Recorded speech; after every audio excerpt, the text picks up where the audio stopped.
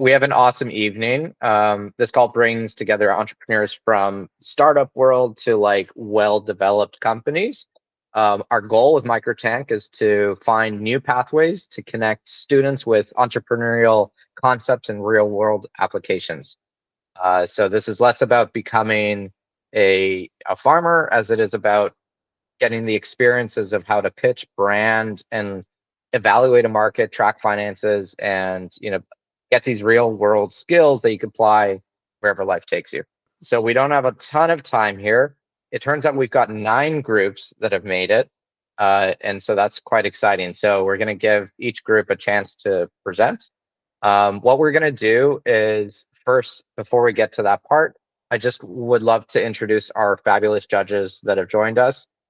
So I'm going to give 1 minute to each judge to say a little bit about who you are, and then I'll continue. So Andy, you're the first one in my list here, so go for it. Yeah, no problem. Andy Musso with Fresh Source Farms. We've been growing microgreens commercially for about 5.5 years. We have a 4,000 square foot facility in Haverty Grace, Maryland. We grow probably close to 40 varieties at this point. We also do edible flowers. And I do podcasts about microgreens. I've taught people how to start and run and build their microgreens businesses. That's pretty much what I do. Also wrote software that we use, that people all over the world use as well, called FarmFlow, and developed a couple of products actually for the microgreen businesses, themselves. So freshsourcefarms.com. You can find whatever you want about me. Glad to be here. Thanks, Andy. Someone else kick it off. Chris, how about you? Hey, all. I'm Chris, the founder and CEO of 100 Acre. We're a urban hydroponic operation, 4-year-old startup based out of Milwaukee, growing and servicing national grocers, school districts, and restaurant chains right now across the state. Former corporate advertising executive turned professional chef out of New York City, and then I chose to blow up my life and launch a startup in Wisconsin. So it's about as extreme entrepreneurial as you can get, and I guess I'm on this panel right now with all of you because we're still in business 4 years later. That's a key takeaway for all of you presenting. So really happy to be here and hear what you guys have to offer. Thanks, Chris. Thomas? Hey everyone, my name's Thomas. My background is an industrial designer. If you don't know what that is, it's a very fun, creative career. I would recommend looking it up if you like building things and designing things. But yeah, my background is designing mainly horticultural grow lighting, so for growing plants indoors. I've been designing grow lights and other pieces of equipment found in grow rooms for about 10 years. Just this Tuesday, I launched my houseplant lighting company. It's called Elements Plant Products. So we're just starting that off just 2 days ago. So I'm glad to be here to judge and see the projects. Thanks, Thomas. Super happy to have you here. And congratulations on the launch on Kickstarter. I got my light. I'm so pumped. I think that if you guys like houseplants or have friends that like houseplants, you should definitely check out the product that Thomas just launched. My name is Paul Brillinger. I'm the president and owner of Crop King. We're a greenhouse manufacturing company and hydroponics supply. We specialize in setting people up in commercial vegetable crop production. All things controlled environment agriculture is kind of my world. I'm second generation.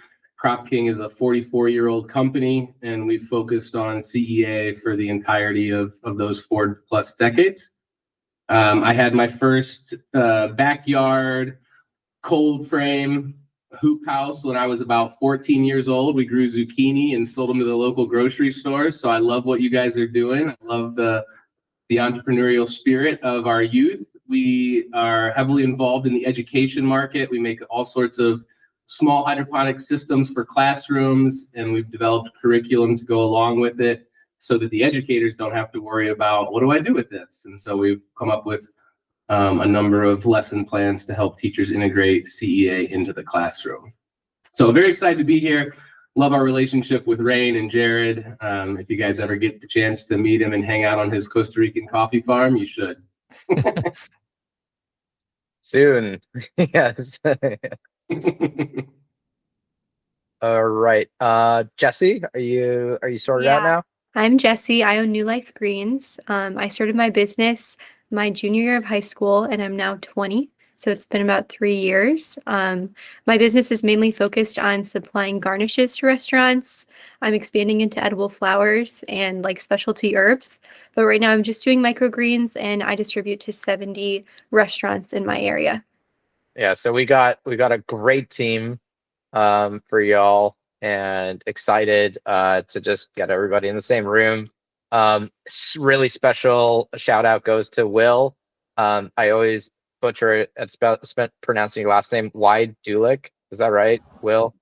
I'm so Yeah, sorry. just two syllables. Wide. Dulick. So Yep. Will's awesome. And so why don't you go ahead and introduce yourself, Will? Sure. I work at National FFA as a program specialist, basically working in the area of being able to provide things for FFA that is that are more options for FFA members to do. So this particular program allows students that maybe don't have access to large farm operations or have access to bigger programming, that they could enter into a small business in their own in a small place.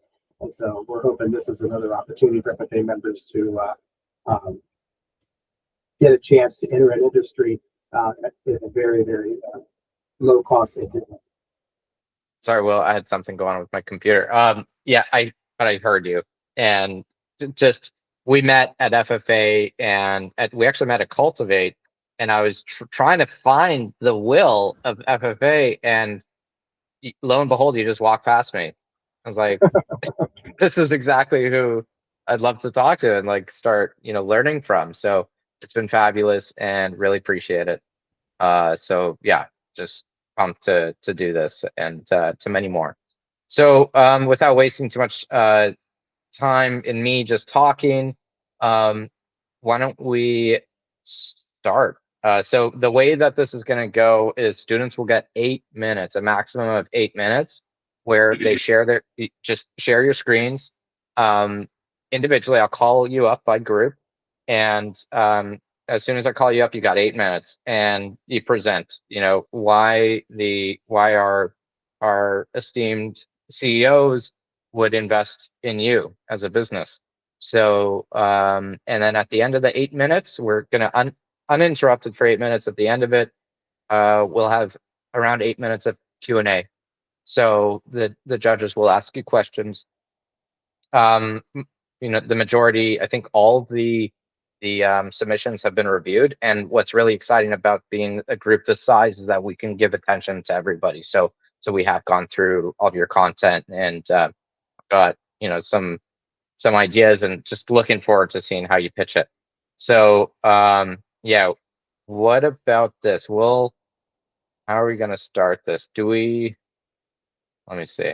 I'm just going to pick a name, and if you're ready, you're ready. So Sassy Sprout Microgreens, are you ready to go?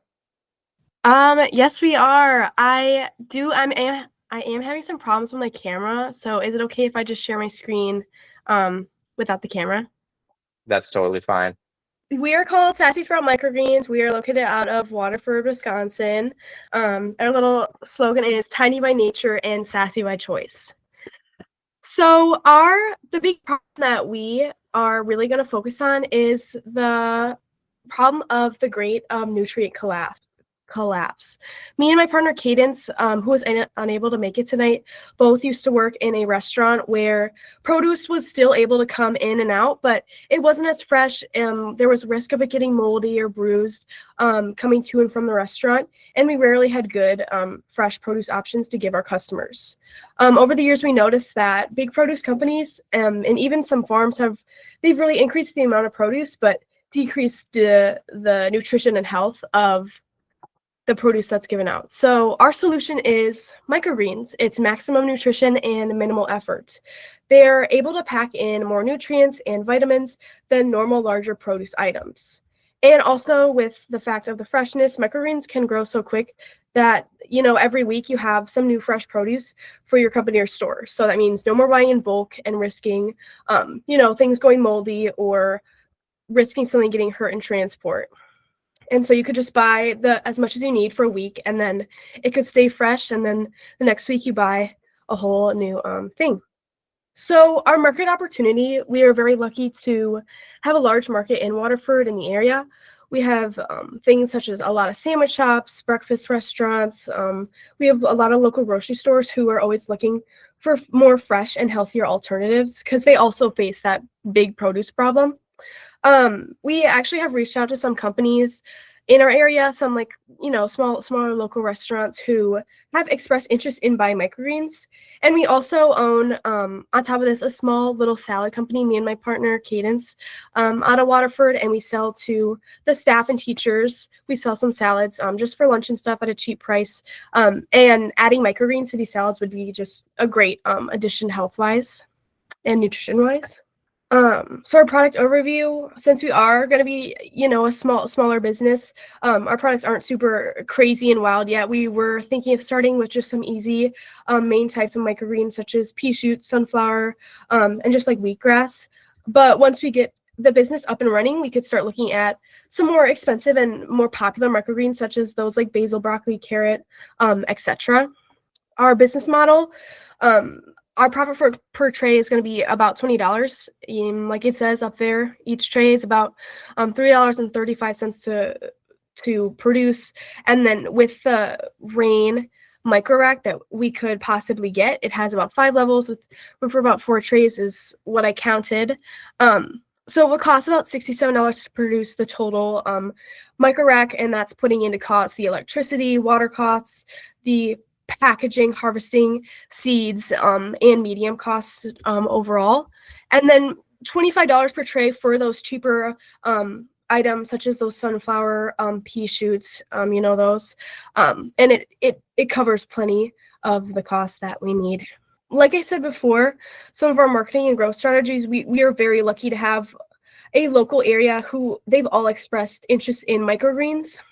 Things such as just having really good customer service, having, a designated email and number for people to reach out to our company, or even if they are buyers or potential buyers, them asking some questions and seeing where the produce comes from, and seeing just overall contacting us, and then, having a routine delivery route. And once we do grow bigger, we would be able to contact more restaurants in the area. Waterford is a small town compared to the other ones around it, but it's still full of life and a really good community. Almost none of our potential buyers that we've talked to over the phone or in person when we go into these restaurants, they barely even use or buy microgreens, but almost all of them actually express interest in buying them.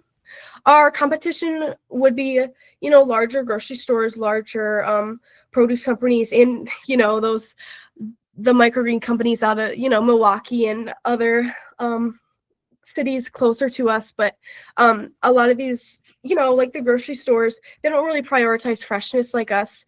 From getting it local, not only are you, supporting other people in your community and supporting these 2 students, but they would be able to know where they get their microgreens from, and they would almost down to the hour know like when they're picked, when they're delivered, and guaranteed fresh produce. Our financial snapshot, I don't know if you can really see it, but that white line is kind of our break-even mark with, again, the cheaper produce options. So the like radish and the sunflower seeds. The first 2 months are going to be a little bit tricky. Our profits aren't exactly sky high since we're starting from zero. About 2 months in, we'll kind of hit our break-even point, and that's where all of our money is going to go up. We're going to need, we're going to need to buy a bunch of seeds, a bunch of medium. We're going to have to set up the electric water, get new trays and everything. But, you see that line go up at month 2 is when we'll start making our money.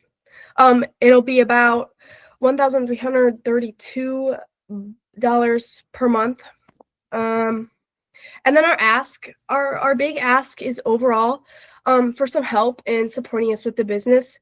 We would love some guidance and advanced knowledge of someone who has been in the business, especially the like microgreen and produce business in that world, because we haven't really been in it for very long. Overall, we are just two young students, and we have just two big entrepreneurial hearts. Obviously, funding would be amazing too, getting the materials and the tools to develop our company. Like I said before, one of the big things is that our microgreens will be grown at the Waterford greenhouse. It's actually where we grow our like salads and lettuce and all those vegetables and produce. And myself and my team, we're already in charge of that hydroponic system. Microgreens are kind of a labor-intensive crop, which is going to be a little bit of a struggle, but not really. Just because they only take about a week and a half to grow.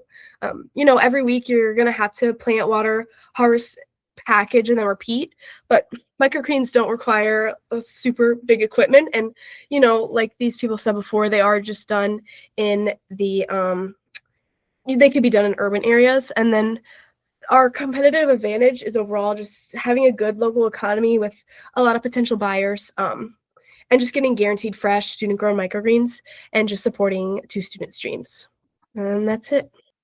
Perfect timing. Thank you, Audra. That was fantastic. Well done. Round of applause for sure. Who wants to go first? I can. How much time do I have?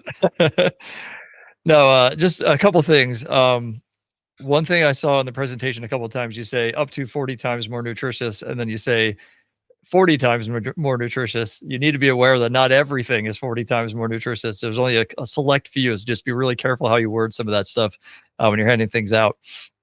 And it sounds like you're trying to get into restaurants and stuff as well, which is great. I mean, it's definitely the easiest place to make money.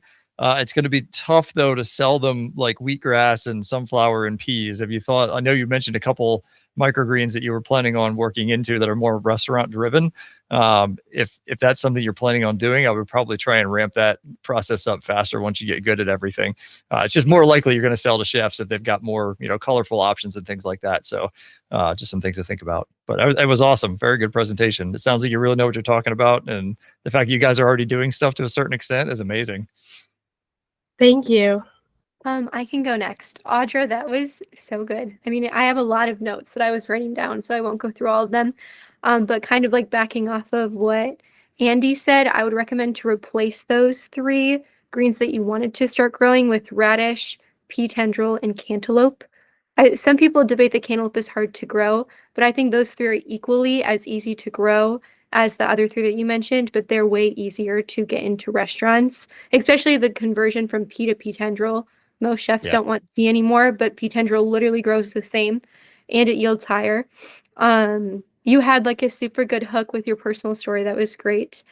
I would also beware of when you were sharing like that other produce can be moldy, or I don't remember what wording you used, but like could be hurt or bruised. That still can be the case with microgreens. So I wouldn't like separate microgreens as they can't be moldy or bruised. Microgreens can actually be worse bruised, but I totally understood what you were saying, that like from distributors, a lot of the produce that they're getting in are less of a quality. So I totally got what you were saying there, but just like beware, because microgreens could also have that.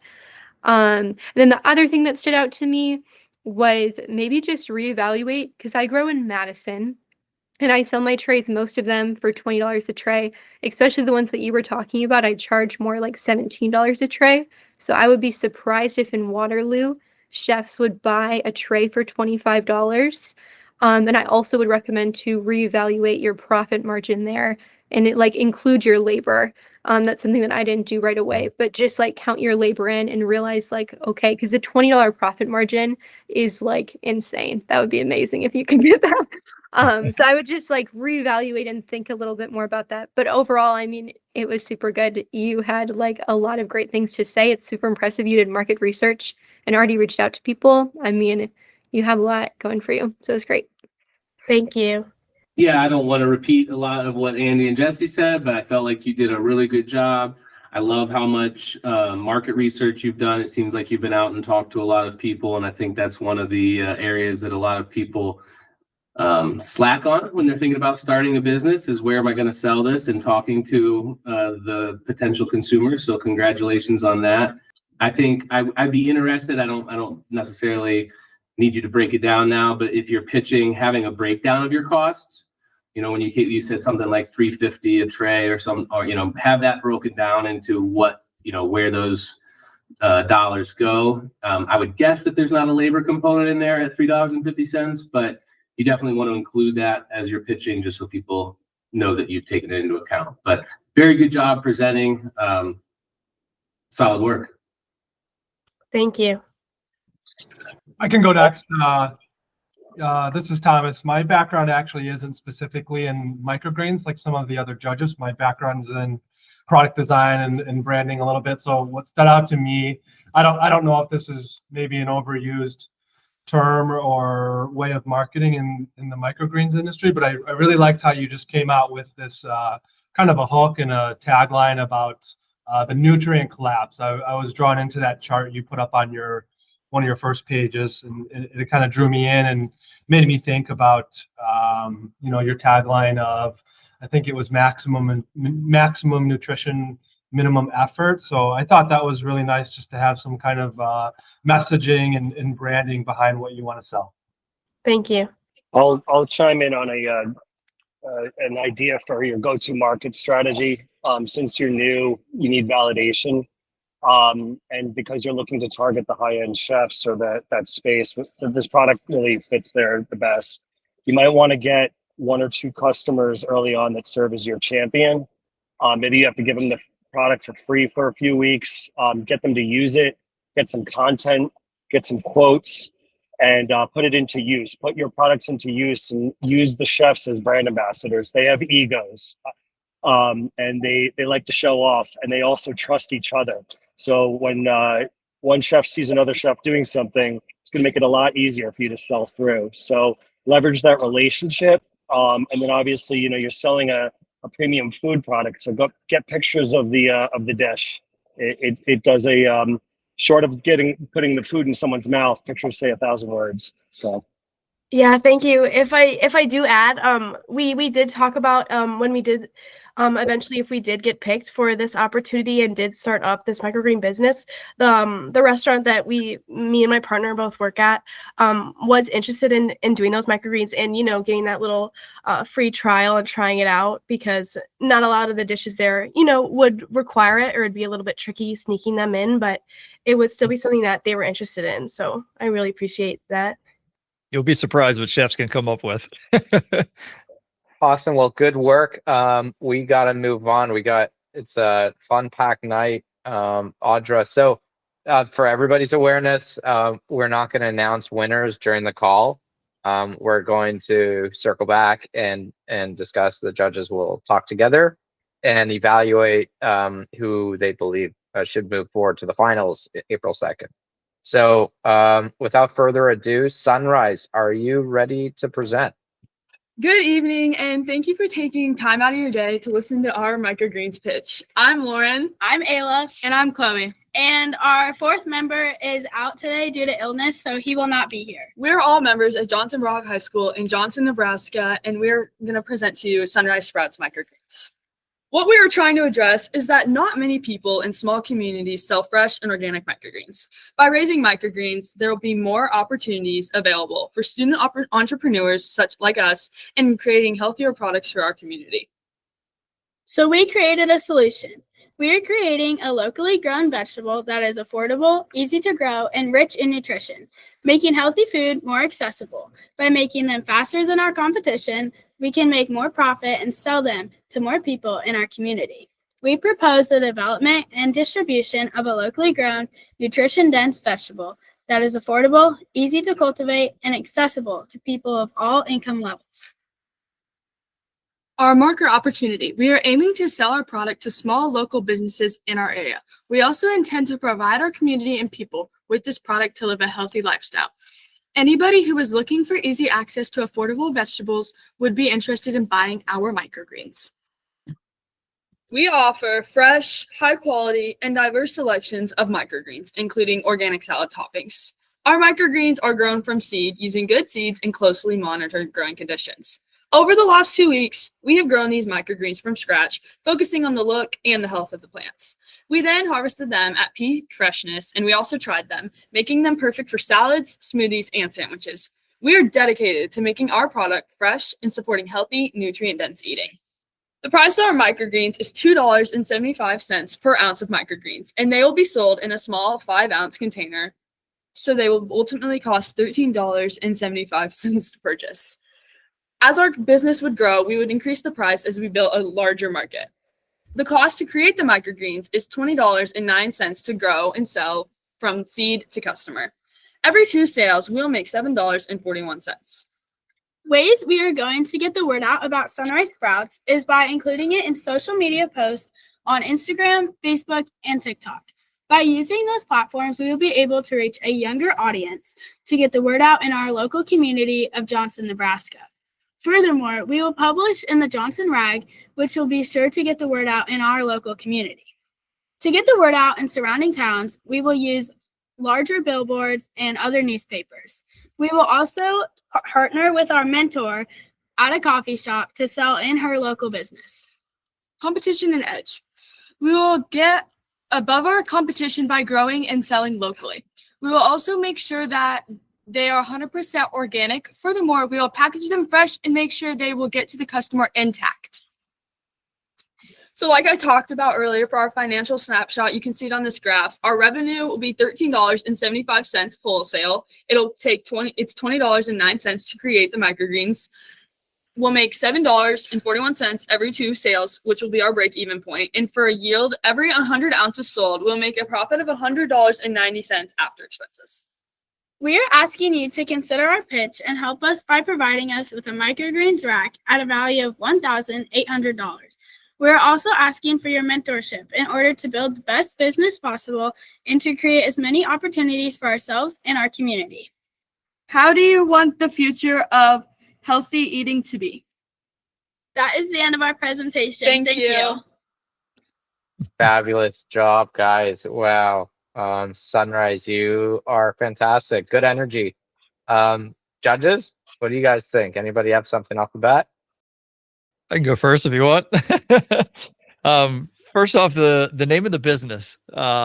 If it's Sunrise Sprouts, it could potentially be confusing to people because sprouts and microgreens are actually different things. So it may just be something to think about as far as how you name the company. You made a comment about how you could grow your microgreens faster than the competition. I'm curious what your approach would be to actually do that. Well, we have a class where we could actually work with them and grow them. And that would really help other people who might not have a class, so they would have to work on their own time. But by working on it during the school day, we'd be able to get accomplished more and get things done efficiently. Gotcha.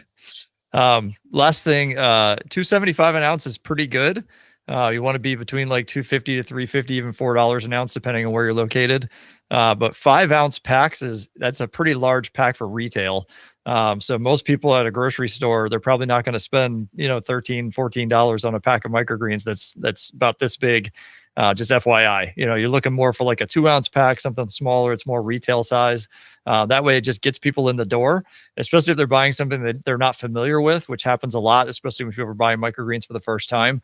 They aren't going to want to spend that kind of money. So I would definitely consider doing a smaller pack for your retail side and even bigger packs potentially for your restaurant side. Most restaurants are taking in an 8-ounce pack, which is a 64 fluid ounce container. It's pretty good size. That's really more where you want to go with the restaurant side, and then keep the retail side in pretty small packs. And then you talked about being 100% organic. That's a big ask. You can buy organic seed and have organic soil, but you still can't actually say that you're an organic farm unless you're actually certified organic. It's a little bit weird. There's a lot of weird regulations with that. So just be wary of that. And then you were targeting young people.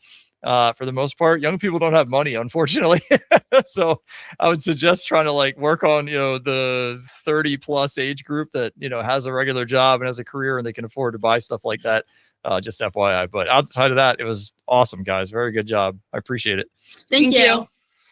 I would clarify your numbers. Oh, sorry. Go ahead, Jesse. No, you should go. It's fine. I was going to say, I would probably clarify your numbers. I think each tray probably gives you 10 ounces of microgreens, and that's how you're getting to your 741 of profit. But when you flash that screen up, it looks like you're saying we're going to get $13.75 and that's going to cost us $20.09, but we're going to make $7.41. So I would maybe just clarify that a little bit. I understand what you guys, if that's correct, you're going to get two 5-ounce containers out of a tray.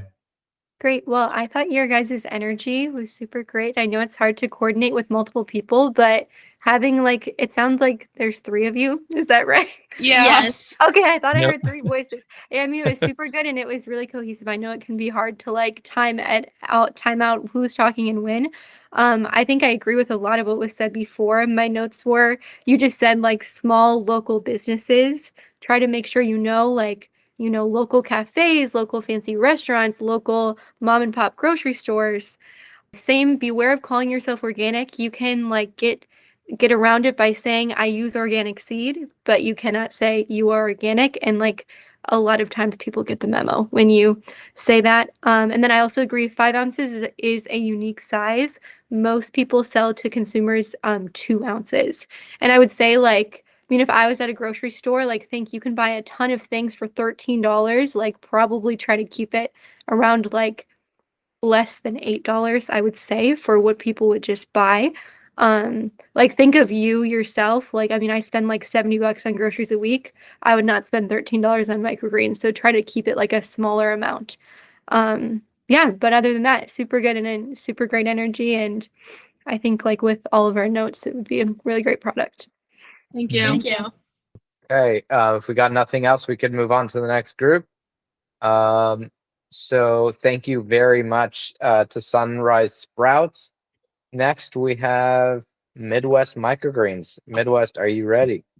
On the camera. Yes, we are. And Awesome. our camera works. Wow, fantastic. Okay, take it away. You got 8 minutes. Hello. Good afternoon, judges. Thank you for joining us today. My name is Haley Greiner, and I am a co-founder of Midwest Microgreens. This is Mia Benight. This is Dirks Kaspers. And Lexi Rasmussen, who is also in our group, is not able to be here today. We are very excited to present this to you, and we appreciate you listening to us. To begin, we will address our problem. So our problem here in rural Johnson, Nebraska is that there are no year-round harvests that are offered that are fresh, healthy, or even just produced in the area. Midwest Microgreens wants to provide a solution.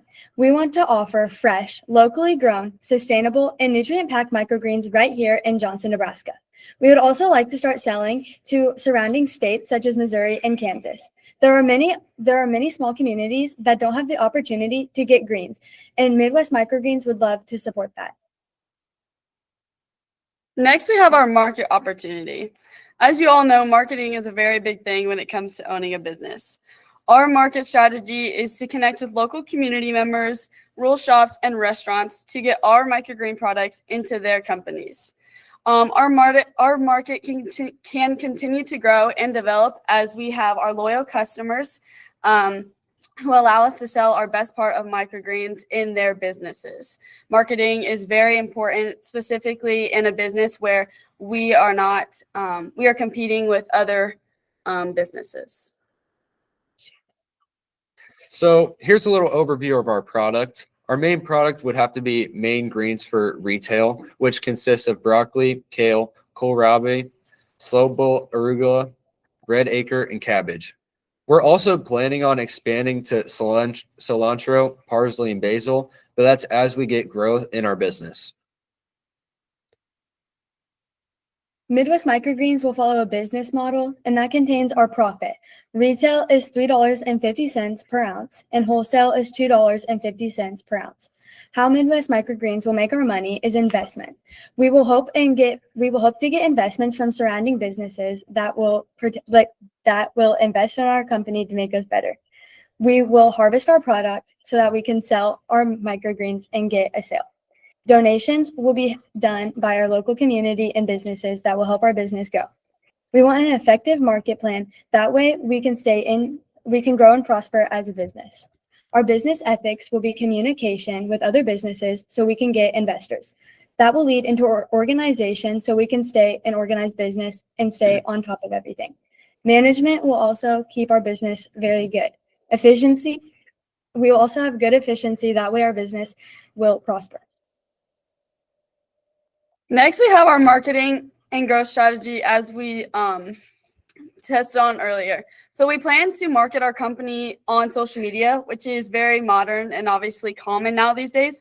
We will use things like Facebook and Instagram and TikTok. A lot of times you can see shorts and reels that can draw members from all around the world into such a small business.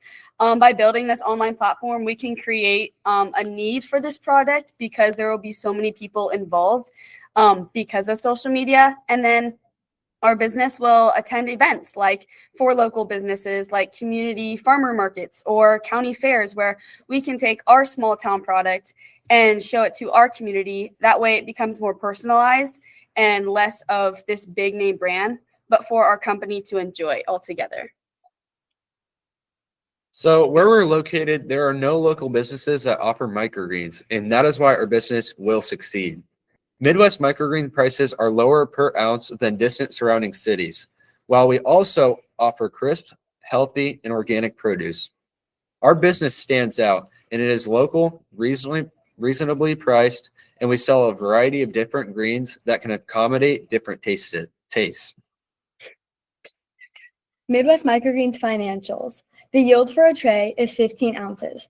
Total yield for 50 trays is 750 ounces per harvest. The supply cost per harvest is $62. Our revenue.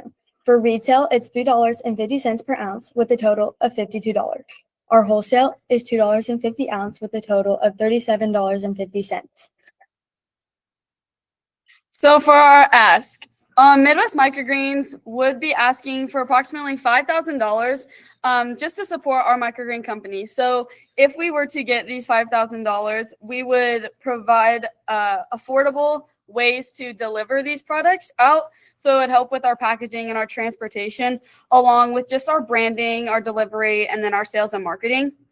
In addition to this, the funding would be beneficial as we have talked to our mentors about things. We have a business owner that we have talked to and the experience she has given us. So we know that when asking for money, it wouldn't just be people donating to us, but an equal balance of partnership in that. Our resources needed would include connections to potential buyers, additional education on our business ownership and food safety. So simply getting more wisdom from those who have already started their own businesses and that dynamic. And then this investment allows us to improve our production, expand our growth, and then ultimately allows us to create a high quality product. And that is the end of our presentation. Nice job, guys. Great work. Great work. Anybody want to go first? I guess I'll continue my three. Oh, go ahead, Chris. Sure, I'll be quick with you guys. Less is more when you get going on products in the world of manufacturing, whether it's farming or anything else. You want to really specialize in a few great varieties to start. It is some of the varieties you mentioned are notoriously difficult. Like micro basil is impossible, and the demand is massive, but it's very hard to grow successfully. On the flip side, some of them might not be in demand. The point I'm getting at is growing all of these different varieties within the same environment under your manufacturing process gets very complicated very fast. And so you really want to start out with 2 or 3 of your best products with your go-to market, be known for that, show up and have it available for weeks, if not months. And then you add one variety at a time. Because you guys did have a very big list, and while that looks cool when you're staring at a farm, it could be overwhelming, and all of a sudden, all things are not growing the same way, and it leads to big problems. So less is more. There's a saying in the manufacturing world. It's KISS, K-I-S-S. Keep it simple, stupid, and we mean that with love. Farmers follow that too. It's okay if all you do is grow beets. Just be the best beet farmer. All right. So keep that in mind, even though it's very exciting to grow all these things. Okay. Absolutely. Thank you so much for that advice. I thought your presentation was amazing. I love the graphics. I love all the pictures of the greens. As a design background guy, it was very nice to look at. So I appreciate that. The efficiency side of things, I'm glad you guys are thinking that through, because in microgreens, that's one of the most important things, is figuring out where all of your stuff is going to sit. How many steps do you have to take to get from point A to point B? What does I guess, what direction does the tray go from start to finish? Is it efficiently being moved around? And I always encourage my guys that work for me to try and do things differently every single, day as much as they possibly can. Try something just slightly different, see if they can get a little bit faster, a little bit better, so it's definitely a good thing you guys have that in mind. Plus food safety. You mentioned food safety, which I'm a big proponent of. We have our GAP certification. We've had it for years, and it's something we push hard, out to all the people that we work with directly as well. And you mentioned you were getting 15 ounces of yield out of your trays. That's not common. On some of the bigger stuff like peas, sunflower, wheatgrass, things of that nature, maybe corn, maybe cantaloupe, you may see those numbers regularly or higher. But most of your greens, like arugula, cilantro especially, you're not going to get 15 ounces out of a tray of cilantro ever. So just keep that in mind. Don't go on that assumption that you're always going to get 15 ounces. It's pretty rare. I'd probably go with more like 8 to 10 ounces as your general average, by the time you take all the big stuff and all the small stuff that comes out, and just kind of balance that out a little bit and figure out what your costs look like from there. And I love the fact that you guys are thinking about doing events. That's something we do a lot of. We spoke at colleges, we spoke at elementary schools, local farm bureau things, all kinds of different things. That's awesome that you're getting the word out, because it doesn't necessarily have to be for sales purposes as much as it is education. And then people also know that you're actually there in the area and that you're growing. And then you can hand them, little sheets that you have, little handouts and things that they can take home and actually learn more and or start buying stuff from you. So very well thought through. So it was a very good presentation, guys. Thank you very much. Sure. Thank you so you. much for your experience. We really appreciate that feedback, and we can definitely take that to develop our company further. Awesome. Yeah, I thought that your presentation was like very easy to follow. It was very good. Again, like it was impressive, all three of you coordinating. I would agree with like the 15 ounce being a really high estimate for what you could yield off of a tray, and also like beware that just because like a higher yielding tray doesn't necessarily mean like a better product. Typically, if greens are yielding pounds, you probably have a pretty like nasty, stringy green that might not even be as nutritiously dense. So just kind of consider that. And then the other note that I had is, I know you guys mentioned like expanding to other states. I would definitely recommend to like focus on one city and then expand to another city rather than states. Like I've been just in Madison, and the, like potential market is millions of dollars in Madison. And so like you probably don't need to even think about other states for like decades, but just kind of food for thought. Oh, and the other thing was, be careful. If I saw that you had like a mixed green section, be careful. I don't know what the laws would be in your state, but like legality wise, you can't always mix greens. You can only use pre-mixed seed. It's kind of a confusing thing, but just like note that before to look in your local law, and you can always call like your local, whatever, Wisconsin. I mean, mine is the Wisconsin Department of Food Safety. I don't know what yours is, but recommend to call them before you do anything like that, because that can be, for whatever reason, like illegal. It's kind of silly, but yeah. Absolutely. Thank you. I think that might be the wording on that. We did grow some microgreens in class, and we did use the mixed green seeds. So I think that was a little mix up on our part, but we definitely understand what you're saying, and we will take that and even consider looking into those laws on our part. So thank you. Thank you. Yeah, I will echo and say great job, guys. Presentation, good visuals. I really like your logo. I like that you highlighted nutrition on your logo in the microgreens. I think that's what a lot of people are going for when they're buying microgreens, is they know that this is a dense, highly nutritious product. So good job. You guys worked well together. Appreciate it. Thank you so much for your time. We're going to move on. So Midwest, thank you. Next up is Sprout and Grow. Are you guys ready to go? I am Layla Miller, the CEO of Sprout and Grow Co. And I'm Kendall Jenrett, the CFO of Sprout and Grow Co. And unfortunately, our third member was sick this afternoon, so she's not here today, but we are still going to carry on with our presentation. Mature greens have multiple problems. To name a few, the time it takes them to grow, the space that the crops take up, and the level of nutrients they offer. However, microgreens solve these problems. They are not very well known, and this promotes several issues to human health and nutrient intake, making the level of consumption lower. Microgreens offer a quick and time-efficient growing rate, which allows for more microgreens to be grown and consumed. They also offer a high sustainability rate and nutrient level because of the quick growing cycle. Our services allow for the consumption rate to increase because of health and the amount of product being produced. Microgreens can be beneficial to anyone and everyone. Our specific target audience includes families looking to have a healthier diet while still maintaining a low budget. The overall goal is to get our product into grocery stores, big restaurants, and local farmers markets. Microgreens are nutrient-rich sources of food that can be used for various purposes, such as side dishes, topping, garnishes, or adding to smoothies, salads, and more. They sprout up ready for consumption only 6 to 14 days after planting. For Sprout and Grow Co., we are currently marketing our mint, sunflower, and spinach microgreens.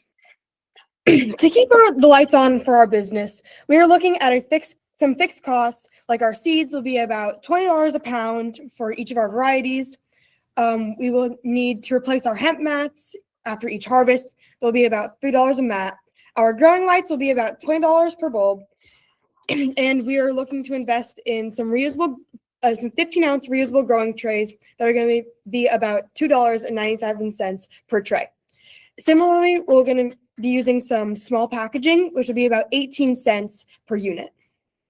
Our retail price is going to look like about $5 per ounce, resulting in $70 of profit per tray and $1,050 per harvest. Similarly, our wholesale price is going to be about $4 an ounce, making $55 of profit per tray and $825 per harvest. To grow our business, we can pretty easily advertise in our small town of Johnson, Nebraska. But to reach some other local areas, we can use things like social media and other online strategies like TikTok, Instagram, or Facebook, some farmers markets in our local area, and some posters around our small towns.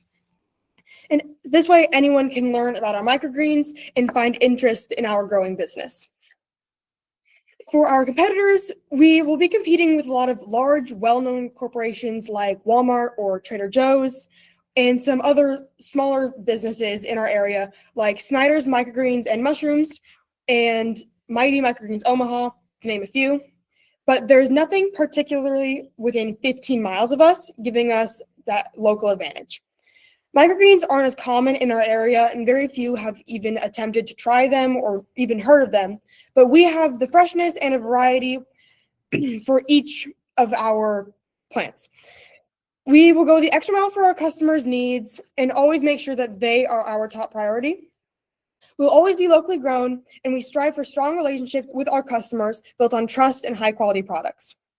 We have a drive for staying truthful and a passion for advancing in agriculture.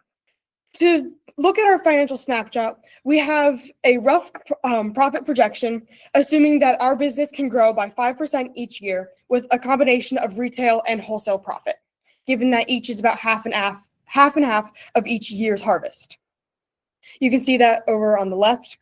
And we also have our monthly time investment. We'll spend about 1 day a week, resulting in 13% of the month, planting, harvesting, and packaging our microgreens. And the majority of our time will be spent delivering and marketing our microgreens. That's going to be about 50%. And then the remaining 11% is going to be delivering to retailers, selling our products, and making our profit. Finally, we are asking for about $7,000 for about a 5% equity in our business, Sprout and Grow Co. This money will be, for our specific situation, as a school-based business, we will be hiring some part-time employees to expand our yields, expanding to a larger location for more growing supplies, reaching out to more retailers and selling points, and buying more high-quality supplies to grow our yields. In the end, we just want to live by our motto, growing today to nurture tomorrow. That is our presentation. We have an appendix that we can see. Thank you, Sprout and Grow. Fabulous. Anybody want to get started? Nice job, guys. I think probably from listening before, your price points are maybe a little bit on the higher side, but you know, as you look across the landscape of small growers, I think that you know lots of people can command higher premiums as you're small. Your scale, you know, over the next 10 years, I don't know that you can probably maintain those price points, but very good presentation. I like the visuals of it. And I like your aggressive desire to grow and valuation. You know, that's a solid, your company's worth $140,000 before you know, even get off the ground. So solid ask, guys. Good job. Thank you. Thank you. Yeah, I also agree. The presentation, the just look of it all is awesome. So good job, you guys, on putting that together. As I mentioned in one of the other ones, having the name Sprout in your name can be confusing. So just consider, coming up with potentially a different name that has microgreens or farm or something like that in there instead of sprouts, because they're two totally different things. And I know you mentioned mint and spinach, and I think the third one was sunflower. Not too many people are growing spinach microgreens. Literally, I don't even know any. So just something to think about. I know it's obviously a very healthy option, but there may be a reason why nobody out there is doing that already. I don't know if they just taste bad or it's hard to tell, but mint is also insanely expensive. So the seed is really, really, really expensive. So just keep that in mind. It's one of the ones that we will never grow just because of the cost of the seed. That one you could easily get away with charging $5 an ounce, because I agree with Paul. I think the prices are a little on the high end, and I would definitely research what your local small microgreen farms are selling their stuff for and kind of figure out where your price can sit from there. If they're selling them for $5 an ounce as well, great. If the market's there for it, awesome. It's probably not likely, be my guess, but you never know. I mean, if you guys have a higher cost of living. So you had a couple of things. You had that you needed employees right off the bat. I don't know that that's a thing. You have 3 guys right now, right? That's already part of your partnership. Employees are by far the most expensive thing we have at our farm, by far. I mean, it's not the closest second is paying the lease on the space that we're in. My employees cost almost twice as much as it costs us to actually be in the space that we're in. So just keep that in mind. That's going to really eat away at your profit margin really quickly. So I would consider, if the 3 of you can manage, the business to grow at a decent pace. And then when you really get to the point where you're like, oh my gosh, we're literally investing all of our time, and now we finally actually have to hire somebody, and then you've got the money coming in to be able to do that already. Even if you got the $5,000 up front, that's going to pay for an employee for maybe a month and a half, 2 months, 3 months tops, even if they're part-time. So just keep that in mind. And obviously, once you hire somebody, you're now responsible for keeping them employed as much as you can. So you may go with no pay in favor of making sure your employees get paid. So just keep that in mind too. Last thing is you had $48,000, it looked like, roughly in your first year, which is very aggressive. I love that. But then you're only at 79,000 10 years from now. Your goal would be to be way higher than that. I mean, you should be in the multi-hundred thousands by that point. So, your initial goal, I think, sounds pretty aggressive, but if you can get to 50,000 in your first year, you're going to be at 300,000 3 years from now. So if you can keep that pace and grow at that pace, that'd be awesome. But I just want to kind of bring you back down to earth a little bit on those numbers. But outside of that, it was fantastic. I love the graphics. Everything was good. All the information was great. So nice job, guys. Thank you. Thank you. Yeah, I agree. Your presentation is so cute. It looks really great. A few things that I really loved. You guys are the only group, I think, that had like a small goal and then a bigger picture goal, of your small goal being like selling nutrient-dense food to consumers and then going to restaurants and grocers. And I really appreciated that, because you really should have like one market focus when you start. And I think that's really wise of you guys that you had that one. And it was also great to see that you had the little wheel of how you wanted to invest your time. Same thing. I'm curious where you get micro mint seed. I cannot find any. It's interesting too what Andy said. But I would recommend, instead of spinach, to do broccoli. Pretty easy to grow, and radish is like a spicier option. And then I agree with the labor thing. Like, I distribute to 70 restaurants. I have over a six-figure business and I have no employees. I'm hiring my first part-time employee hopefully at the end of this year. So you probably won't need employees. And like I started my business in high school just like you, and I just never slept. So I would recommend to hold off on employees for a little bit.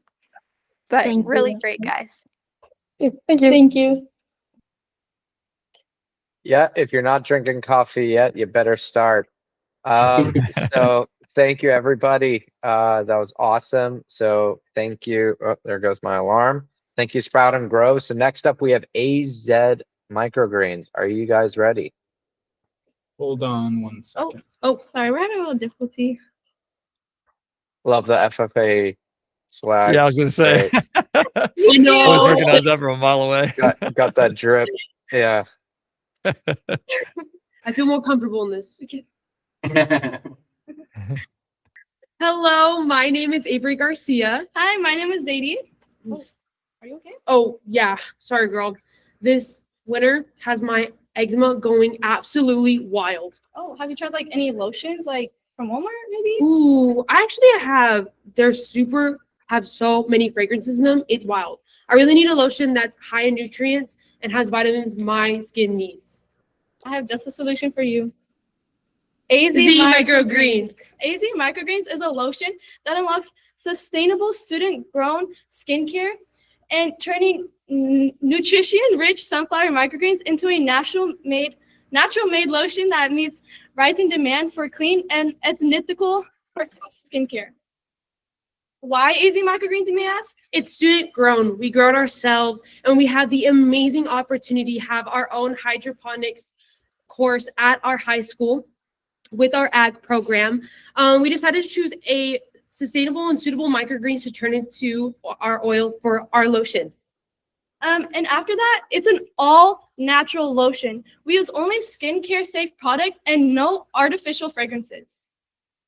It's, as we all know, microgreens are fast growing and sustainable. As two high school students, although we've had our course, we don't know absolutely everything, so we're gonna make mistakes, including that some of our microgreens might have a rough time growing. So if we mess up, it only takes 7 days for them to regrow, and we can restart our whole process of actually making it.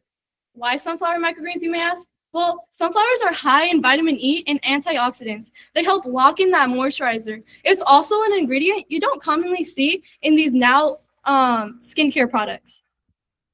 How it's made. So step one, we have 5 steps into actually making and up to selling our product. Step one is actually growing it. First, we grow it. Takes about 7 days. We'll monitor it the entire time. We'll check up on it every day. Is the actual hydroponic system working? Does it need fixed? After we notice that it is time to harvest, we will then gather all the microgreens, clean them gently to preserve the natural benefits. And step 2 is our extracting process. So our microgreens are then extracted into oils that can be added to our lotion paste. But while figuring out how to turn our microgreens into lotions, it was kind of difficult for us. But we luckily had the opportunity to talk to Mitch, which has the business of pen grows. And he gave us the wonderful idea of using a hydraulic press. But first, he gave us the opportunity to use a freeze dryer, but we're only in high school, so we can't really have access to that freeze dryer. But we hope in the future, we're able to actually buy our own freeze dryer. Next is step 3, actually making the lotion.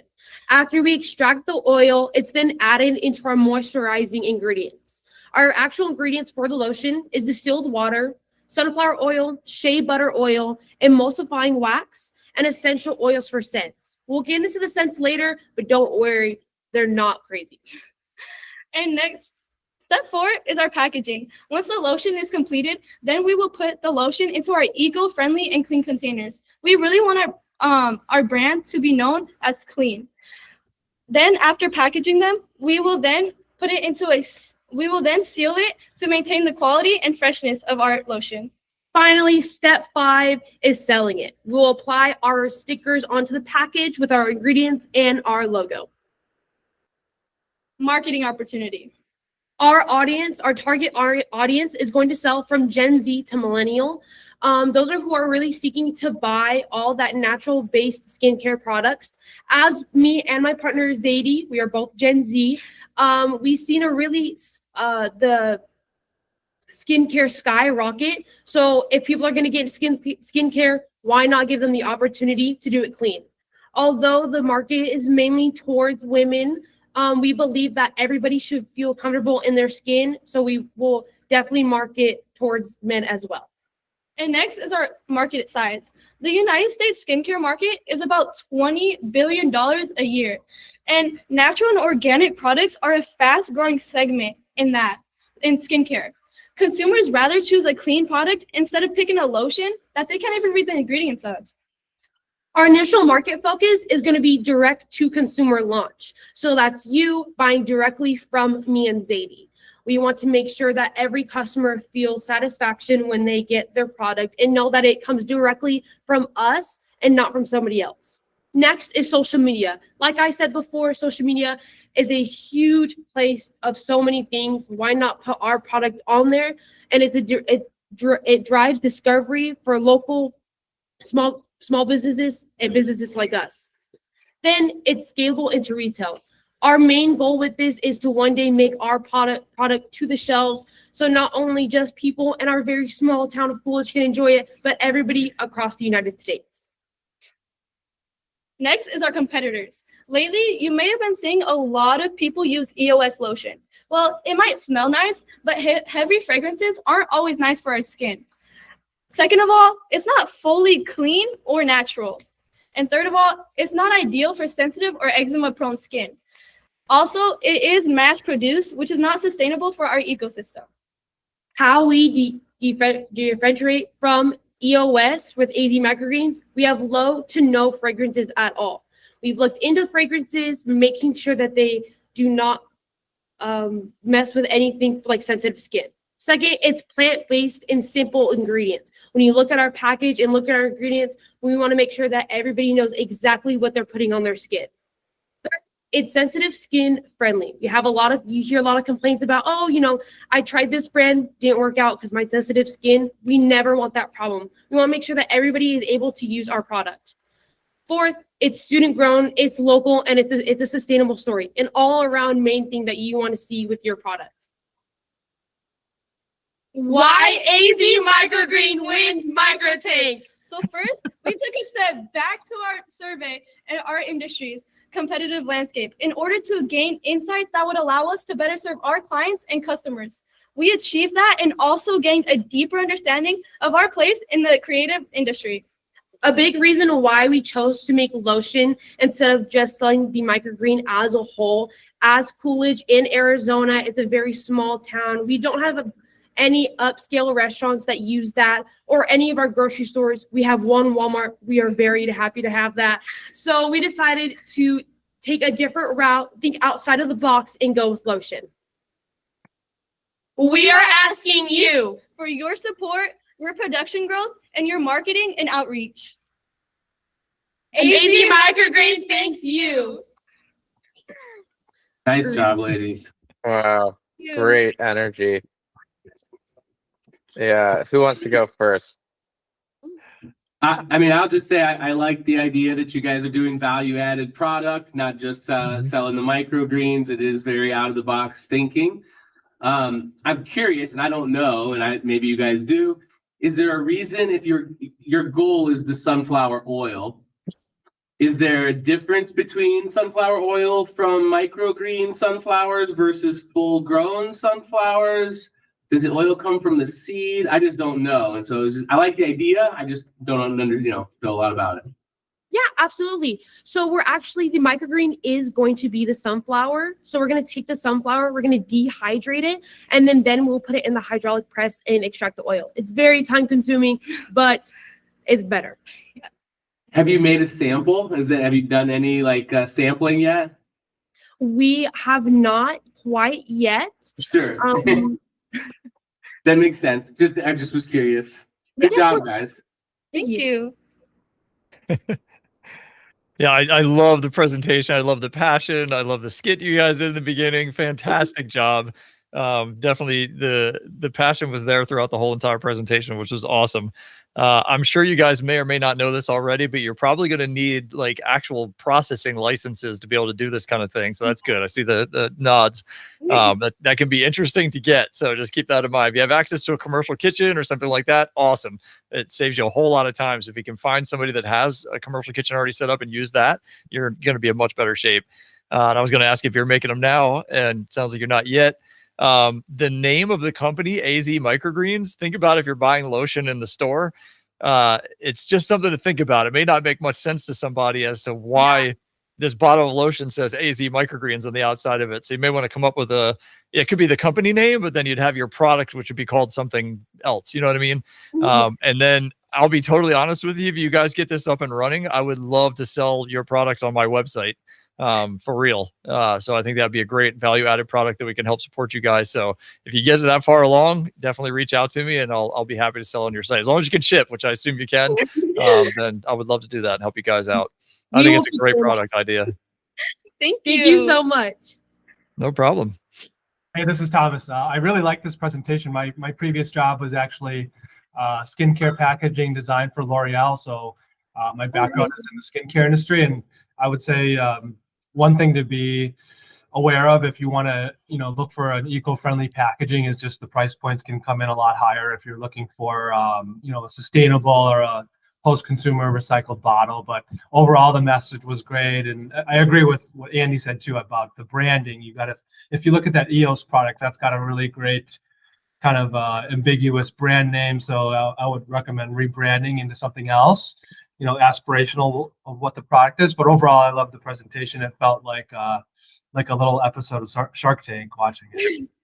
Thank you so much. Yeah, I agree. You guys did such a good job, and I just really feel like you guys will represent your brand so well. And like, I don't know, I just think that you guys really would represent your brand so well. I don't know if you follow like the pickle girls on Instagram that have the famous pickle company, but like they're literally famous because of them. Like, they're selling pickles. I feel like you guys would be a very similar, your product will be great, of course, but you guys just seem like you are marketing your product so well. I agree with what Andy said. I have no idea on the legality of this. I'm sure it would be very complicated, but also you probably have really good resources in your school to talk to teachers about that. I would buy this oil. I put oil on my face every day, so I would totally buy it.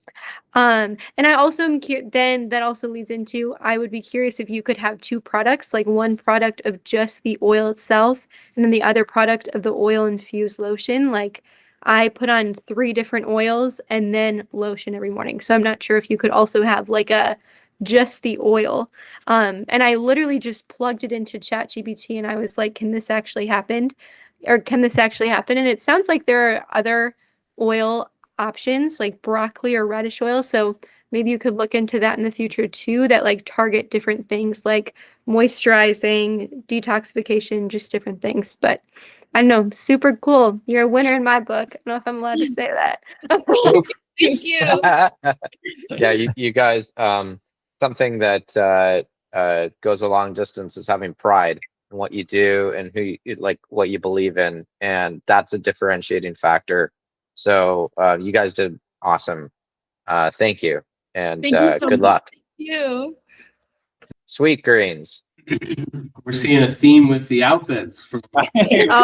Yes, we wanted to just represent our school. Represent. That's right. I wish I so- had a corduroy jacket. Yeah, they're pretty nice. Okay, so we just want to say thank you all for just giving your time today. We're Sweet Greens. Our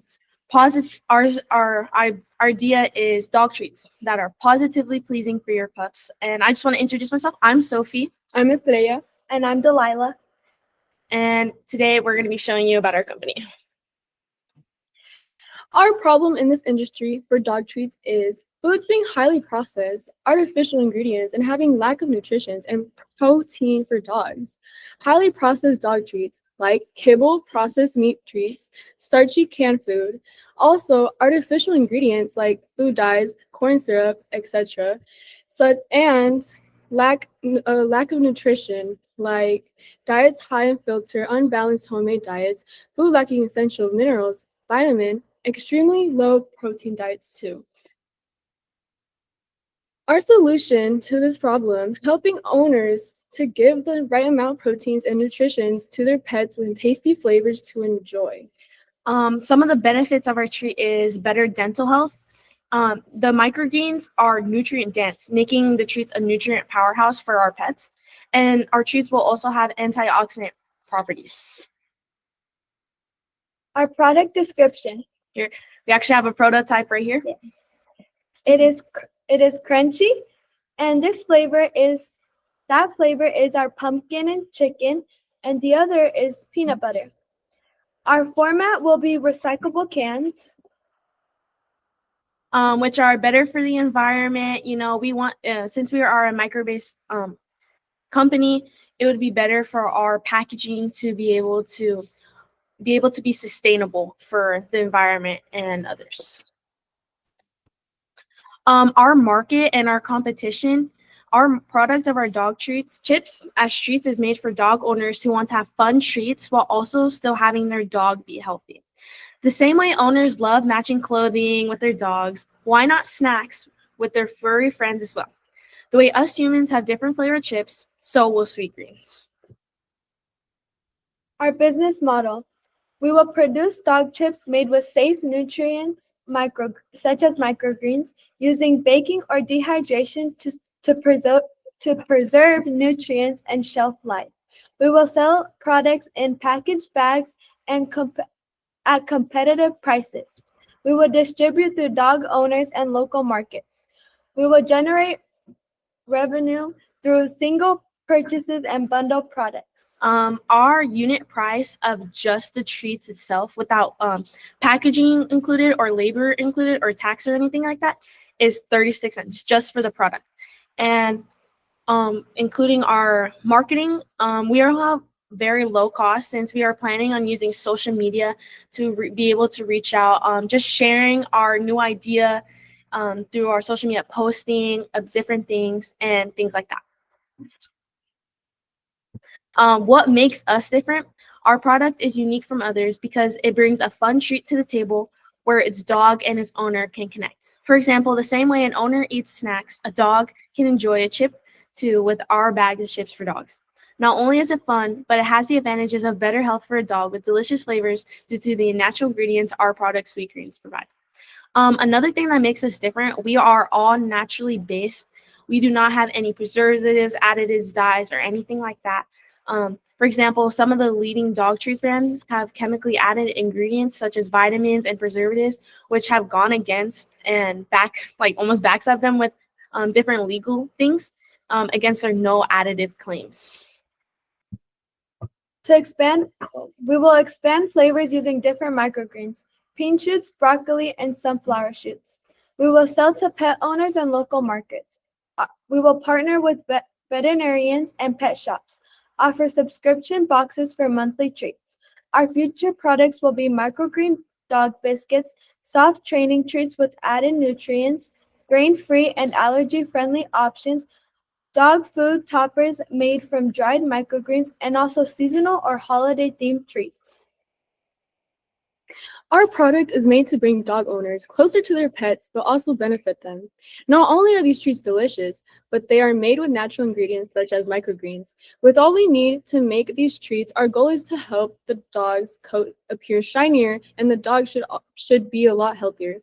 We as a team have pets as well and really hope that these treats bring you as close to your pets as it brought us to ours. We really enjoyed making these treats and hope that others and their pets enjoy it too as much as we did.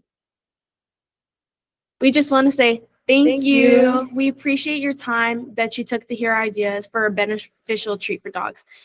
We just want to ask you for your support and hopefully to reach a better market, including like bigger stores. And we plan on having a delivery service, so where if people order our treats from our website or anything like that, we can hopefully deliver it to them. And there will be a fee to the delivery cost. And I worked that out with our vehicle. It's about 25 cents a mile to be able to travel. So it just depends on how far you are and where we're planning on delivering it. Our Instagram, our Facebook, and our email are down below. If you have any questions, ideas, even if we're sort of planning on bettering our ideas, because we are just starting out, and we just hope that we can get your support later on. Thank you. Nice job, ladies. Thank you. Love that you made it real like that. That's great.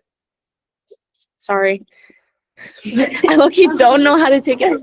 I might need a little help. Thank you. Just escape. So you showed us samples of your treats. Do those have microgreens in them? Yes. For our prototype, we couldn't really find the microgreens that we were planning on using, but in these ones, we have watercrests in them. In these ones. Very Both of them. Oh, interesting choice.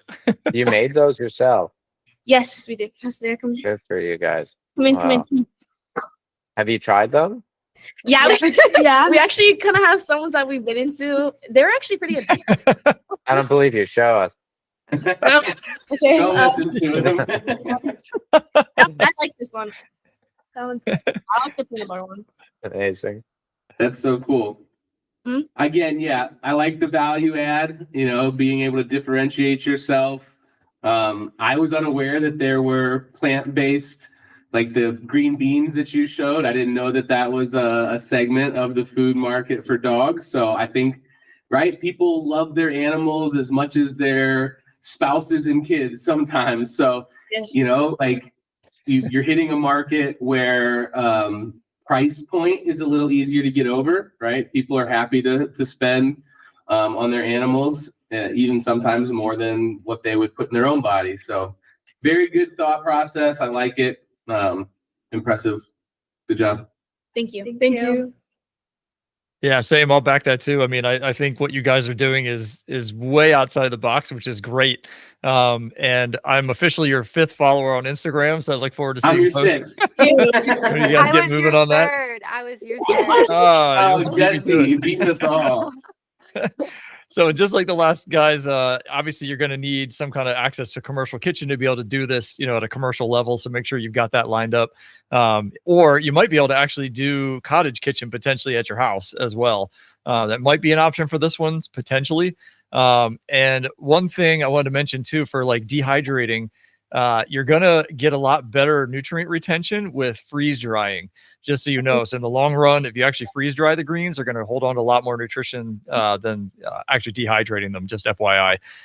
Plus, I want to throw this out there too. All the microgreens that you mentioned earlier all have really high anti-inflammatory properties as well. So you can market that to older dogs, older dogs that have, constant like joint pain and things like that. Be a great way to kind of tack on marketing wise. And again, like the last guys, if you guys get these up and running, I'll happily sell them on my website. Happily. I love being able to offer stuff like this out to our audience for sure. And then the last thing is just the name might be a little confusing. So same thing as before, like sweet greens, dog treats. If you try and make that association, it just might come up with some like, the company could be Sweet Greens, but the name of the product could be something different that's more dog related. And like Paul said, I mean, people will buy healthy products for a great cost for their dogs versus their own children. So I don't think price point is going to be an issue. So nice job, guys. That's an awesome product you got going. Thank you so much. Also, you talked about delivery as if, you were talking 25 cents a mile. That might be low, then I think the United States average, like that the government uses, is about 70 cents a mile. And you're shipping a product that is in theory shelf stable. Just UPS, USPS, you guys don't want to necessarily be driving these around if you're selling direct to consumers. So I mean, I just have to say, sorry, Jess. No, go on, you go. Jesse. No, you should go. The chips. Has anybody heard of dog chips? That's brilliant. Like, you know what I mean? Like, who's ever heard of that? Yeah. I haven't heard of that. I think that's amazing. It makes so much sense. It's so unique. Did you guys come up with that yourselves? Yeah, we did actually. I think it's amazing. Yeah, that's definitely a really great concept. Terminology just gets into people's ears. Just tidy up the brand name. Think of something that relates more. When you did your business model canvas and you're looking at your customers and you build a persona map, start to talk to your customers and do like A/B tests with different brand names and see what sticks more.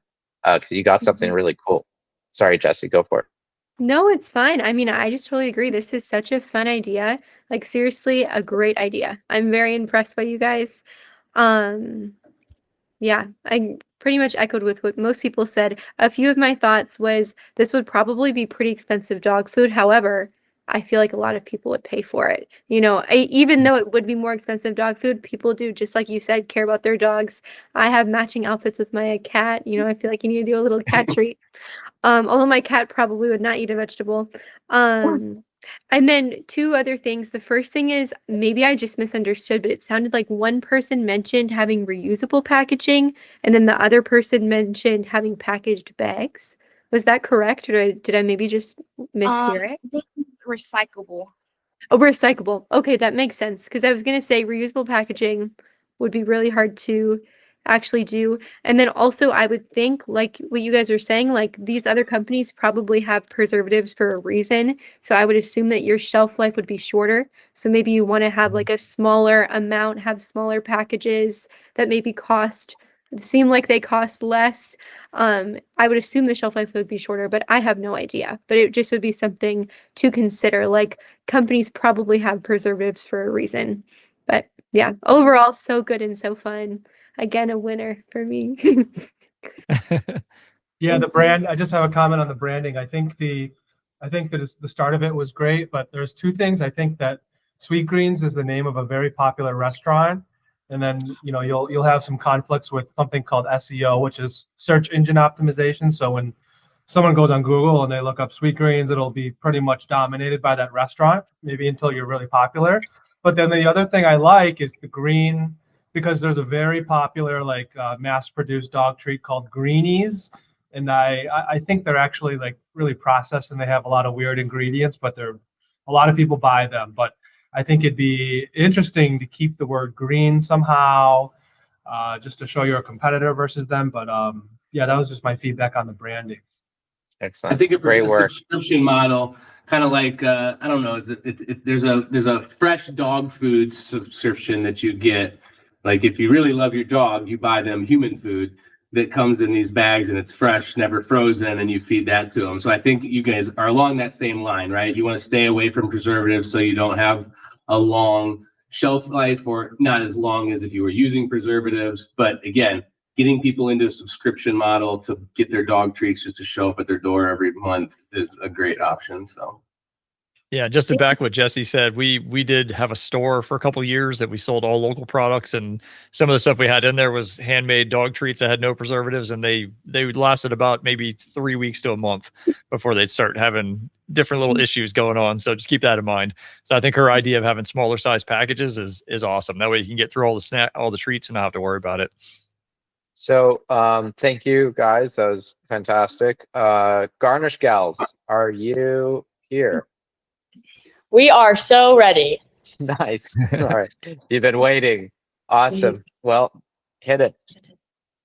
In an ever-changing world with even quicker changing trends, the Garnish Gals have a solution: microgreens. Hello, I am Caitlin Melvin, one of the co-founders of Garnish Gals. I'm Hannah Greiner, another co-founder of Garnish Gals. And I'm Addison Grotrin, another co-founder. And we are all sophomores at Johnson Brock, enrolled in FFA in an integrated agricultural class. And we make up the Garnish Gals. Our company was founded on the problem that in our community, customers prioritize locally trusted greens, but access to natural, quick-growing herbs is severely limited. The Garnish Gals have a solution. The acronym GALS stands for Growing Agricultural's Lasting Seed, Microgreens. As the head of marketing within our business, our market mainly consists of retail grocery stores, such as Johnson Grocery in our village of only 300 people. And wholesale-wise, we mainly distribute to El Portal Mexican restaurant in the town near us that has roughly 1,000 people. We plan to only retail in a market with all locally and community-owned and supported groups because they give back to us, so why not give to them? Our product overview is consisted of a recyclable cardboard base, as you see, with a clear detachable lid. We tried to make it very attractive and authentic branding with a logo that I personally made, and it holds about 5 ounces of fresh microgreens. During the research of creating this business, we took a survey of our community to see how much of a microgreen they would actually buy, and that's why we chose to have a 5-ounce container, because our town likes to go big or go home. Our product goal is that our customers grow their healthy and nutritious eating habits and seek a sustainable consumer lifestyle, keeping them coming back for so much more. Our business model is highly reliant on key partners, such as locally healthy, conscious customers, independent grocery stores, and restaurants. We will generate income through microgreen sales at $17.50 per container. This product brings produce to a rural community by building personal relationships and covering costs through growth, harvest, and marketing of our product. Continuing in our marketing and growth strategy, our growth has an emphasis on always increasing our microgreen output through our owners, investors, and financial commitments, developing distribution techniques, and investing in our marketing. I love marketing and advertising, so we want to focus on our social media advertising as well as hosting educational pop-ups booths to sell at the Nemaha County Fair, which is our local fair, and educating our town weekly using our Johnson Rag, which reaches an older community. So now, as the lead of finances in our business, the competition and edge, a very important part of our business. Our competitive advantage and unique edge is our ability to reach our community in a local and supportive way that guarantees freshness and increased access to long-lasting garnishes. So now for our financial snapshot. Our yield per tray comes out to 10 ounces, which makes our total yield 300 ounces at a hypothetical situation of 30 trays, which is our planned tray amount. Our supply cost per harvest is $555.65, which includes paying ourselves 50% of our profit, our cost of seeds and mats. Our revenue ends up being $1,050, which makes our profit $494.35. Our break-even point is then 16 trays per each harvest. So now that you have a little bit more information about the Garnish Gals, our ask is we're seeking $5,000 for 10% equity in our company. Investments will fund mass growth throughout all areas of our business. Thank you. Very nice, ladies. Great. Yeah. So I'll just jump in. I love your name. I think it is a catchy name, and it obviously describes you guys. You guys are the Garnish Gals, so I think that's very cool. I really thought the packaging is cool. I like that it's a live product, but I think that does probably also comes with some difficulties, right? It's heavier, so it's more expensive to ship. The price point, obviously, as you've probably heard through some of these other pitches, a little bit high. You guys, $17.50, if that's what they charged for the cold foam brew at Starbucks, it probably wouldn't be maybe as popular as it is at the $7, $8 price point. But again, you've got some unique things about it being a live product. So, maybe in your local market, you can do it. But good job. I think the packaging is very eye-catching as well. So nice work, ladies. Thank you. Yeah, as a Legend of Zelda fan, I appreciate the little Triforces in the top left and right-hand corner there on your last slide. They have no idea probably what you're even talking about. Yeah, they're like, what is Legend of Zelda? No, great job, guys. The marketing is brilliant. The packaging looked incredible. And I'll go off of what Paul talked about as well. I mean, live microgreens are a lot tougher to sell. And I can tell you that from experience, not from us doing it ourselves, but we've been in grocery stores, for years now, and we'll have other local microgreen growers that are trying to sell live trays come in, and they're usually only in there for a couple months, and then they're gone after that, unfortunately. And it's mainly, and I talk to the produce managers, and they basically tell me it's people buy it one time just to see what it's like, and then they never buy it again, unfortunately. So I would really strongly consider doing something that's cut and ready to go, and you can ship it, you can deliver it, you can, do it however you want. You're gonna have a much better shelf life. You're not gonna have to rely on that product staying alive inside of a pack that's gonna sit on a grocery store shelf. Just some things to think about. And I love the fact that you guys dress up, so that's awesome. I really appreciate that. You look very professional, and I love the fact that you guys have like a person who's in charge of marketing and a person who's in charge of finances and all that stuff already figured out, which is fantastic. So you've already got some pretty cool roles, set up, which is really nice. The last thing I would say is mats versus soil.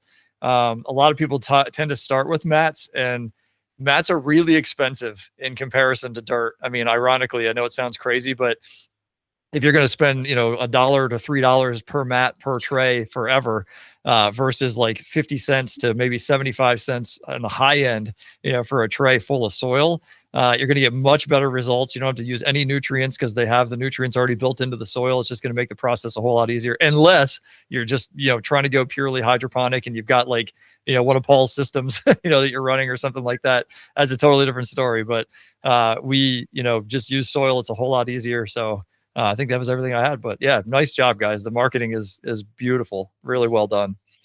Thank you. Thank We you. appreciate your feedback. And maybe you're using the live ones in your pop-ups or at your farmers markets, and then you have a cut product that goes to the grocery stores or something like that. I think that was definitely the goal we had in mind. I agree. The branding is so fun. Garnish Gals is such a fun name. You guys look so professional. Again, with the other like girl skincare company, kind of what I said about them, I would say the same thing about you. You guys seem like you would be like a really great brand for your company and face of your company. A few notes that I had. Let me see here. Oh, first, it's crazy how small of a town you're from and that you could name like one restaurant. That was just wild to me. I agree with like your container would be probably very hard and expensive to like produce and custom make a container, but the label design is so beautiful and it's so impressive that you made your own label. I'll hire you to do my label. Just kidding. Yeah, for real. But it's super cute and like you should use that on something else, especially when you're starting out. It would be a huge upfront cost to custom make containers. Or maybe you had a container. It looked like it was like a custom made thing, but maybe you have one that you want to stick a label on, or you have an idea for that. I agree. Consider using like a different size. $17 is like a steak, someone could buy a steak for that. So maybe consider like a smaller size. And also I think it's totally up to you how you want to like mentally think of paying yourself, but the profit sharing could be a bit confusing. Like maybe if you each thought of a number, like I really want to eventually make this much per hour, it would be an easier way of figuring out if your business is actually profitable rather than just profit sharing. And also like you guys all will be working different hours and it would, I don't know, I could just see it being messy and confusing, but overall, it seems like a really great, well thought out plan. And I also really appreciated that you guys like clearly had something like thoughtful, but not rehearsed. You weren't like reading off of the screen. You were just like very thoughtfully going about your presentation and you weren't just like, not saying a bunch of crap. So I thought it was really good and very thoughtful. Not that anyone was saying a bunch of crap. Everyone was doing that was not anyone else. But you especially stood out for being really good. Okay, I'm gonna mute myself. Well, I got a chance. It's great. You guys did exceptional. I love the outfits. Your presence is big. It, like Paul said, you are definitely the gals, the Garnish Gals. I think it's awesome. You embody it. So, and that's so important when you're starting a business. That's it. That was amazing. Thank you so much, everybody. Any closing words from our amazing panel of judges? Yeah, I was just going to say, I think all of you guys are awesome, right? Any high schoolers who are willing to get in front of a bunch of grown-ups and business owners and pitch what you guys came up with, you're all winners, right? You're all ahead of the game with what you guys are doing. And as entrepreneurs, one of the things that every entrepreneur needs to be ready for is failures. That they happen. It's part of the game. So if this first go doesn't work out for you, just keep going. That's what makes the difference between a successful entrepreneur and one that doesn't succeed. Yeah, I agree. Great job, everyone. I mean, you all are in school right now, and that's when I started my business. And I would really encourage you, like, whether you win this competition or not, to try to start your business in high school. You have so many resources that are free to you of like talking to your egg teachers, your business teachers. And also, people are just really generous when you're young and naive. So I would recommend, no matter what happens, if you win or not, to try to start your business now. Enjoy like having mentorship. I mean, I can't speak for everyone, but whether you win or not, I would be honored to mentor you. You can reach out to me. You can message me on Instagram. But yeah, great job. I'm super impressed. And like, I was not this on top of anything when I started my business, and here I am. So I feel like you guys are going to do great. Thanks. Yeah, any one of you guys show up at a farmer's market and you'll have a line, right? Like, Yeah. if there's a group of young teenagers at a farmer's market trying to sell stuff, you will sell stuff. Absolutely. Yeah, 100%. And I back up what Paul and Jesse both said. I mean, it's really cool to see you guys doing what you're doing. Unfortunately, the school system tends to create employees and not thinkers and entrepreneurs. So the fact that you guys are going through the same school system and coming out, already ahead of that game and thinking bigger, trying to put together something that's going to be a legacy that you can leave behind in the long run. It's awesome. So nice job. You guys are way ahead of where most teenagers are. You're way ahead of where I was when I was a teenager for sure.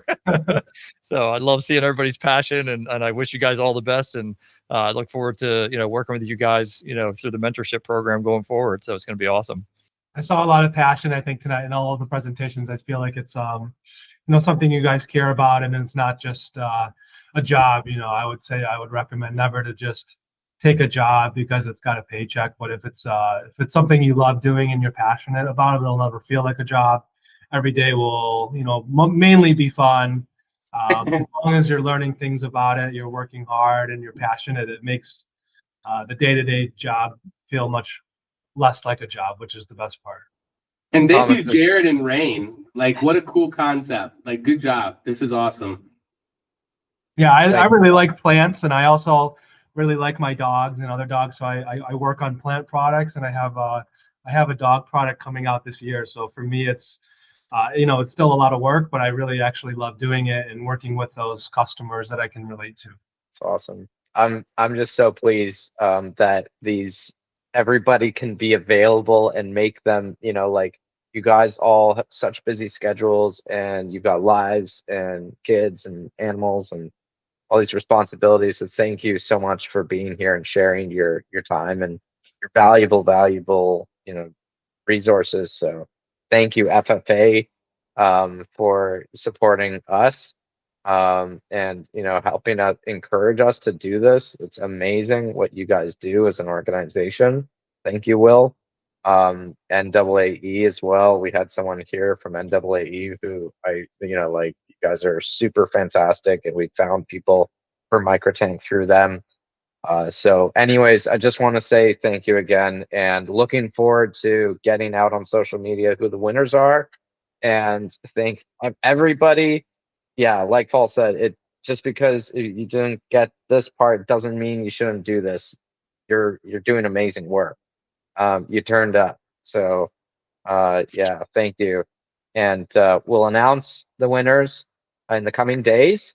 And looking forward to seeing everybody again April 2nd. You're all welcome to join, encouraged to join and participate. So thank you.